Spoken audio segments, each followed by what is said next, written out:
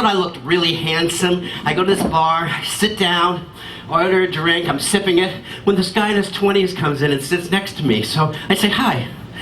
He looks at me like I just vomited on his shirt. And he says, get lost, Grandpa. I say, you're not cute enough to be rude. He spins around in his chair and says, I think there's a wrinkle room for men your age on the Upper East Side.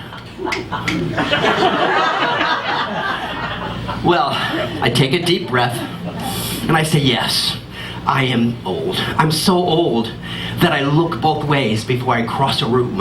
I'm so old that happy hour to me means a good nap. I'm so old that everything in my shopping cart says for fast relief. I'm so old that I remember being your age and coming into this bar, exact bar, 30 years ago, sitting on that stool and falling in love with a young man named David.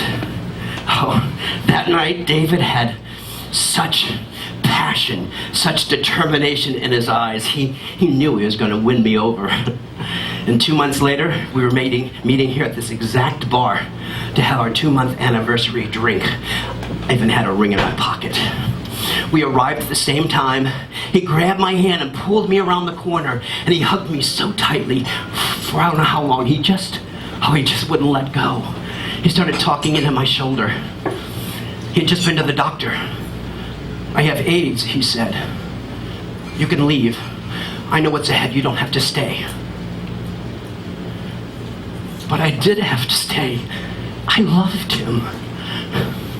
So I pulled that ring out of my pocket, put it on his finger. I said, we're going to beat this. There's going to be a cure.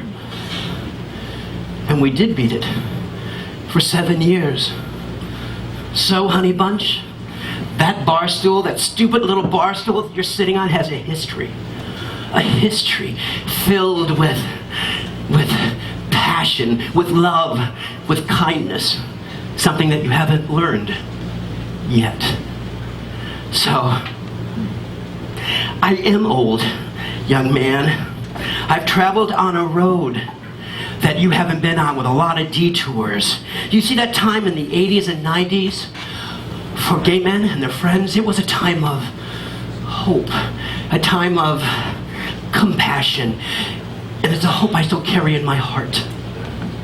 A hope that I wished could have carried on to the next generation of people for when something devastating hits them. But here, sitting next to you, I see it didn't. So, young man, I am old. I've traveled on a lot of roads with a lot of detours. So I guess I am tired.